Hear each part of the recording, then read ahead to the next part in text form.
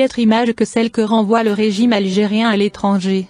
Le journal allemand Zeit, dont un journaliste a réalisé un reportage en Algérie, s'est fendu d'un titre ironique qui reprend les propos d'un manifestant au lendemain de la présidentielle du 12 décembre et de l'annonce de la victoire d'Abdelmadjid Tebboune. Tebboune, 74 ans, est considéré comme le vieux cheval de bataille du régime et un favori des militaires. Au premier tour de scrutin, il a décroché 58,1% d'avance sur ses 4 concurrents triés sur le volet. Cela sauve au moins les Algériens de l'humiliation d'un second tour électoral qui aurait été également falsifié, écrit le journaliste allemand.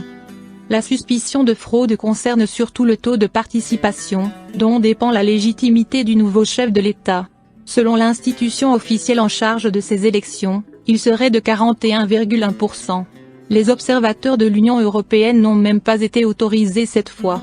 Dans presque aucun bureau de vote visité par des journalistes, la participation était estimée à 10% à peine, a relevé l'envoyé spécial du journal allemand, qui décrit des salles vides partout et une perplexité ambiante parmi les personnes chargées du déroulement du scrutin.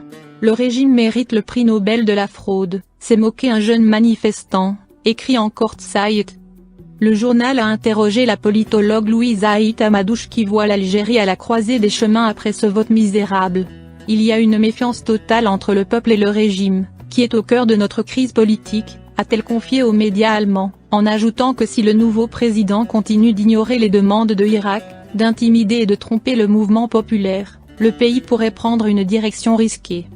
Les médias occidentaux ont été unanimes à mettre en cause l'intégrité du scrutin du 12 décembre rejeté par plus de 80% des Algériens, qui ont boudé l'urne et refusé que des élections leur soient imposées par l'armée à partir d'une caserne et servent à reconduire le système Bouteflika.